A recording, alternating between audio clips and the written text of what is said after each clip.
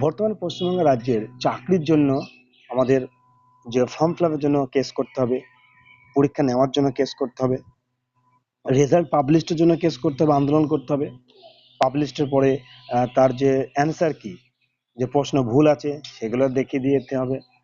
তারপর ইন্টারভিউর জন্য কেস করতে হবে, কাউন্সিলিং এর জন্য কেস করতে হবে, স্কুল চুজ করার জন্য কেস করতে হবে এবং সর্বোপরি ট্রান্সফারের জন্য কেস করতে হবে। অর্থাৎ পশ্চিমবঙ্গের চাকরির এই যে বেহাল দশা, তাহলে যদি কেস, যদি সবকিছুরই সমাধান হয়, সব ক্ষেত্রে যদি আমাদের কেস করতে হয়, সমস্ত কিছু সুরাহার জন্য যদি আমাদেরকে কোর্টের দ্বারস্থ হতে হয়, তাহলে এই যে দুটো দপ্তর রয়েছে, আমি দুটোর কথা বলছি, এসএসসি এবং প্রাইমারি বিশেষ করে, তাহলে এই সমস্ত দপ্তর থেকে লাভ কি? এদের কিসের জন্য রয়েছে এই সমস্ত দপ্তরগুলো? আজকে আপনাদের সামনে একটা গুরুত্বপূর্ণ ইনফরমেশন আপডেট নিয়ে হাজির হয়েছি, যেটা প্রাইমেটের 2017 কাউন্সিলিং এর ব্যাপারটা। আপনারা সকলে জানেন যে 11,765 ভ্যাকান্সি মানে করা হয়েছিল প্রাইমেটের 2017 যে পাস হয়েছে তাদের জন্য, এবং 2022-এর কিছু 3,000 সামথিং মতন যে যারা টেট পাস করছিল তার জন্য কিছু রিডাকশন করা হয়েছে।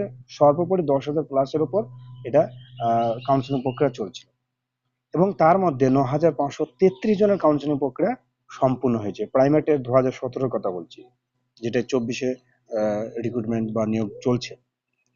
তার মধ্যে প্রায় 827 জনের এখন পর্যন্ত কাউন্সিলিং, তার সাথে 5% এডিশনাল যে একটা প্যানেল বার করেছিল তাদের কিন্তু কাউন্সিলিং প্রক্রিয়া সম্পন্ন হয়নি। এই যে রিক্রুটমেন্ট, অর্থাৎ লাস্ট যে 427 জনের এখন কাউন্সিলিং প্রক্রিয়া বাকি রয়েছে, যেটা এই মাসে ওই মাসে করে আমরা অপেক্ষায় রয়েছি।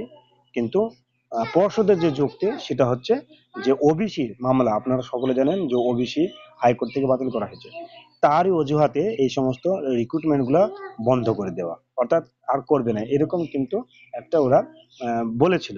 যে প্রাইমারি টেট 2017 যে 427 জনের কোনো কাউন্সিলিং প্রক্রিয়া বাকি রয়েছে, এই ওবিসি কেস না মেটা পর্যন্ত তাদের করা সম্ভব নয়। কিন্তু এর সাথে কোনো সম্পর্ক নেই, কেননা খুব সুন্দর করে ক্লারিফিকেশন ওই মামলায়, অর্থাৎ ওবিসি মামলায় ক্লারিফিকেশন করে যারা জানিয়ে দিয়েছেন যে কি, যারা অলরেডি ফর্ম ফিল আপ করে ফেলেছে বা এর সুযোগ সুবিধা পাচ্ছে, বা যারা পরীক্ষার জন্য বা আদার্স বেনিফিটের জন্য যারা অ্যাপ্লিকেবল, অর্থাৎ যারা ফর্ম ফিল আপ করছে, তাদের কিন্তু ওবিসি বাতিল হবে না। এর পরের ক্ষেত্রে যারা নতুন রিক্রুটমেন্ট অংশগ্রহণ করবে তার ক্ষেত্রে বাতিল হবে। তাহলে এত সুন্দর ক্লারিফিকেশন দেওয়ার পরেও পর্ষদ কিন্তু সেটা অজুহাত দিয়ে এই যে কাউন্সিলিং প্রক্রিয়াটা মানে এখন পোস্টপোন করে রেখেছে। আর এর জন্যই প্রাইমেটের 2017 যে 23 জেলার একটা ঐক্য মঞ্চ রয়েছে, অ্যাডমিন প্যানেল রয়েছে, তাদের দ্বারা কিন্তু আবার কেস করা হয়। অর্থাৎ 5% এডিশনাল যে প্যানেল প্লাস আর 427 জনের, অর্থাৎ বাকি কাউন্সিলিং প্রক্রিয়া সম্পন্ন করার জন্য। আর আজকে কিন্তু রাজশেখর মান্থা তিনি এই যে কেসের শুনানির জন্য তিনি রায় দিয়ে দিলেন যে বাকি যে কাউন্সিলিং প্রক্রিয়া রয়েছে সেটা আগামী আগস্ট মাসের মধ্যে সমস্ত প্রক্রিয়া সম্পূর্ণ করতে হবে। তাহলে পর্ষদ কি বলছিল, যে ওবিসির ব্যাপারে এদেরকে রিক্রুটমেন্ট দেওয়া সম্ভব নয়।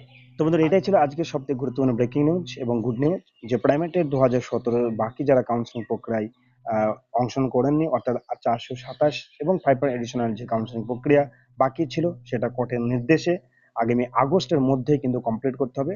তো সম্ভবত এই জুলাই মাসের সেকেন্ড সপ্তাহতেই নোটিফিকেশন আসতে পারে।